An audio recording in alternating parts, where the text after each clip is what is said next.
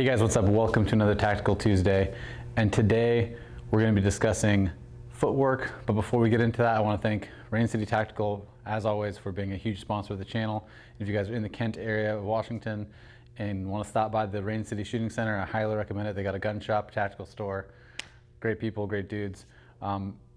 Let's move into it. So, Tactical Tuesday. We're talking about, again, footwork. I've been seeing a bunch of videos online of people teaching CQB and teaching proper movement and footwork and all these different considerations. But one thing I've been seeing a lot of videos talk about, and there's been a lot of debate online recently about footwork when it comes to crossing your feet, right? Especially when you're crossing the threshold or the fatal funnel, a doorway, things like that. You'll see a lot of, there was one particular video where basically the person who was trained on the door was peeking the door, and they were doing so, and they had the right foot forward, and they were crossing their left foot behind them, and like crossing up their legs like this, and peeking into their right like this. There are lots of reasons why it's been a long kind of like standing rule of don't cross your feet.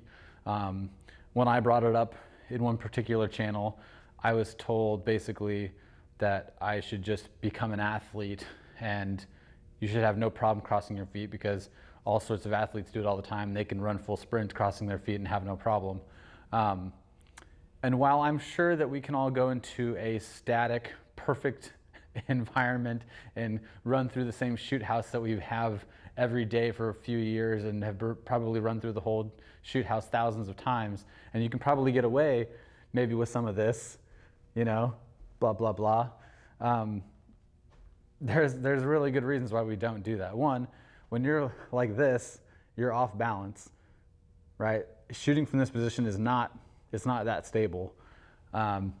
Two, which is the really big one, you don't know the environment you're gonna be in, right? So if you train this and let's just say it's low light, or there was just something you missed on the ground, or you're actually exterior to a building and you're doing that for some reason. I don't know, if you train how you fight, right? So if you go into some situation and you start doing this and you run into something that you didn't see, there's a good chance that you're falling over because you're already off balance. And if you go like this, like especially if you're wearing a bunch of other gear, you're more than likely going down, right? Whereas if you were just taking those solid steps, sidestepping, you're not going to, or you've got a far less likelihood of falling over. Or if you're doing this and you're like going forward, there's also a good chance that you're not going to be falling over. It's anywhere near as much so as if you were crossing your legs up. The other big reason for not crossing your legs up, outside of the inanimate objects in the room or on the ground that you are, completely unaware of, there's also, if you're working in a team element, like you don't know what's going on behind you all the time, right? And you can't control the outside elements. There's, again, so many variables. I can only go into so many, but it's for the same reason that we don't post up on our left leg on a corner when we are peeking out to that right side, right? Like if there's an angle to the left and we peek out, for example, here I'll show you. So if you go up to a corner, right, like let's just say that there's like a 90-degree angle for me right here, and I'm coming up to this corner. If I'm going to peek it, I'm not going to have this left leg forward, right? I'm not gonna go like this and peek out because I'm really off balance this way. If someone were to accidentally, like my two-man or something, let's just say something happens behind me and they run into me, like it's really easy for someone to just slightly push me and I'm going down having to put my hand down, right? I'm off balance. That's why we always come here, put our right leg up, and we brace and we come from this side because no one's gonna push me over from here. I mean, I guess if they got a running start, they could knock me over, but like someone could fall on me right now, and I'm pretty much, I'm right here, I'm stuck. Like I'm not gonna fall into the street, I'm not gonna fall into the open, I'm not gonna fall into the fatal funnel. I'm here, right? So same for the other side. If I'm peeking the other side, I'm not gonna be here. Because again, it's the same thing, I'm falling over, I'm not balanced. You peek with the side that with the leg side that you're peeking on, just to keep your balance. It's the same concept here. You know, like you're not going to put yourself in an unbalanced position to sidestep that area. And another big thing is, it would probably mostly be with, I don't know, one-man room clearing would probably be the one place where you might do that. When I say might do that, I don't mean crossing your feet. I just mean like sidestepping and trying to get like deeper into a room and get some information. Otherwise, you're literally just, you have to take into consideration also with this video is this guy is doing this, like in the fatal funnel, like in the doorway.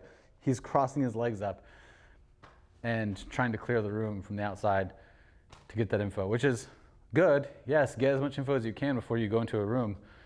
But yeah, this whole concept of crossing your feet and like you should just be more athletic, to me, my personal opinion, doesn't make any sense. Like these athletes that they want to compare themselves to, and even themselves in their video, are training in near perfect environments.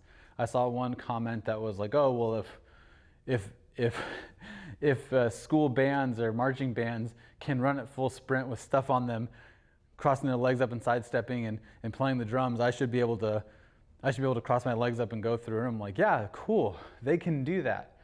They're also on a completely level, flat, cleaned up AstroTurf, wearing cleats. It's not fucking comparable.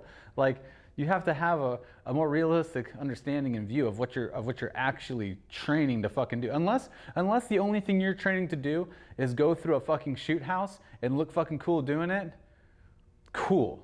Then by all means, cross your fucking legs up and do whatever the fuck else you want to do, because it's not gonna fucking matter, because that's not reality. We don't live in that world. So if you want to live in that world and LARP it up and look fucking tactical and do whatever the fuck it is you think that's gonna work, because you want to compare it to perfect scenarios, cool. Anyone who's been in combat, anyone who's actually done shit would know that like you can have the world's best fucking plan and it will go to shit every time. Like something is going to go wrong, right? So you want to set yourself up for success in every way that you can. So that's just my hot take on it. I'm probably sure that I offended, I don't know, a bunch of people, but I don't really give a fuck. I'm not here to fucking call hearts a spade or spades a heart. I'm just only here to call spades spades. So thanks for tuning in, guys. As always, I can't say how much I appreciate you guys. Thanks for tuning in. Stay loose, battle on, and if you bitch in your heart, it will show.